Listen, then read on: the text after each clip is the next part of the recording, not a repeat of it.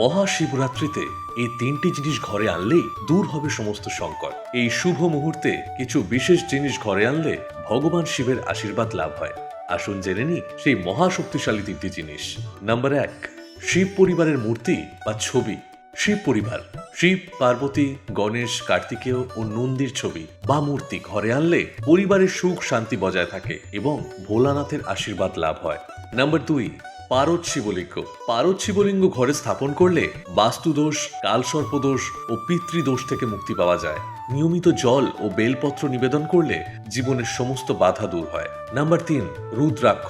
রুদ্রাক্ষ স্বয়ং মহাদেবের শক্তির প্রতীক। মহাশিবরাত্রির দিন গঙ্গা জল দিয়ে রুদ্রাক্ষ শুদ্ধ করে ওম নমঃ শিবায় মন্ত্র জপ করুন 108 বার। এতে নেগেটিভ এনার্জি দূর হবে, আসবে সাফল্য ও সমৃদ্ধি। গুরুত্বপূর্ণ তথ্য, হিন্দু পঞ্জিকা অনুসারে 2025 সালের মহাশিবরাত্রি পালিত হবে 26শে ফেব্রুয়ারি বুধবার। চতুর্দশী তিথি শুরু 26শে ফেব্রুয়ারি সকাল 11:08 এবং শেষ হবে 27শে ফেব্রুয়ারি সকাল 8:54। মহাশিবরাত্রির এই মহাযোগ হাতছাড়া করবেন না।